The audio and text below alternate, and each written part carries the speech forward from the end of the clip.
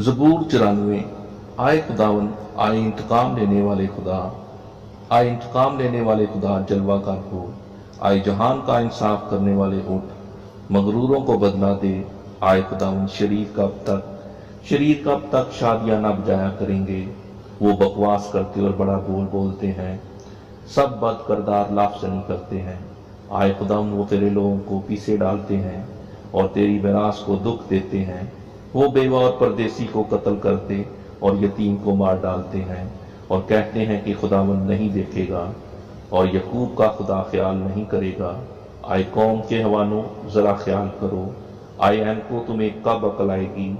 जिसने कान दिया क्या वो खुद नहीं सुनता, जिसने आंख बनाई क्या वो देख नहीं सकता। क्या वो जो कौमों को तनबीह करता है और इंसान को दानिश सिखाता है सजा ना देगा। खुदावंद इंसान के ख्यालों को जानता है कि वो बातिल हैं। आए खुदावंद, मुबारक है वो आदमी जिससे तू तनबीह करता और अपनी शरीयत की तालीम देता है, ताकि उसको मुसीबत के दिनों में आराम बख्शे, जब तक शरीर के लिए गड़ा ना खोदा जाए।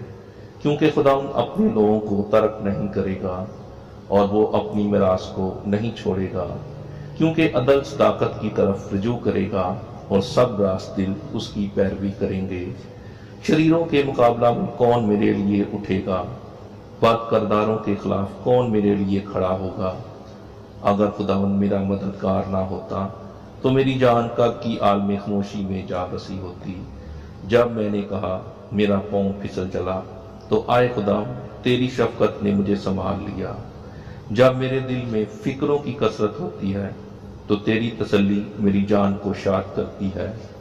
क्या शरारत के तख्त से तुझे कुछ वास्ता होगा, जो कानून की आड़ में बदी करता है। वो सादक की जान लेने को इकट्ठे होते हैं और बेगुनाह पर कत्ल का फतवा देते हैं।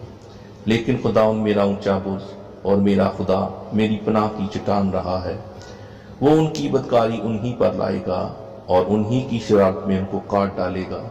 खुदावंद हमारा खुदा उनको काट डालेगा। पाक कलाम के पढ़े और सुने जाने पर खुदावंद की खास बरकत हो। आमीन।